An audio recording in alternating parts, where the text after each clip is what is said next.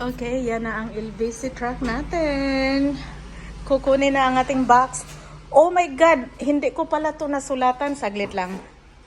Kuya, anong pangalan mo? Lloyd. Lloyd, hello Lloyd. Si Kuya, bigyan natin ng jacket. Oh, Nagbablog ako eh. nabablog po kayo. Oo.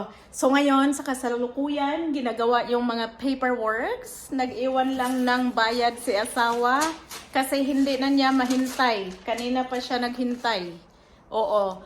Pero, ang layo kasi ng pick-up location, hindi lang naman ang box natin ang kukolektahin.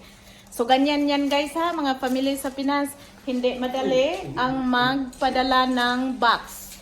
Hindi pa ako naligo ha. Oo, okay lang. Walang ligo. Oy, ang gwapo mo kaya. Oo, gwapo yung LBC pick-up guy today, si Kuya Lloyd. Saan ka sa atin, Kuya? Pangasinan. Shout out sa mga taga Pangasinan. Gano'n ba kayo? Nagbibigay ka ng pera. Ako na. Ha? Nagbibigay ka ng pera.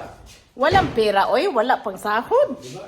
Mo yung ano? Nagbibigay sila ng Yung magla-live, tapos mamimigay ng GCash. Dati, nung malaki pa yung sahod ko, restricted na ako sa Facebook. So, katuwaan na lang.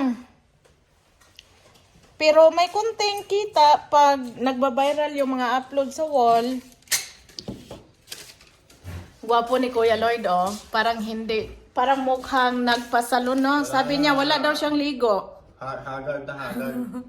Drama. Pagod na. Saan ka galing, ha? Ba't ang tagal mo? Ang dami po. Pick up. Ito po. Marami kayong pick up today? Okay. Dami po. Hindi mo nasabi. Pick up yung box yun eh. Ay, nako! Lagot ka! Ito na yung papeles. So, shout out mother. Follow up na lang natin ito when that time comes. Okay? O yan. Sinirado na.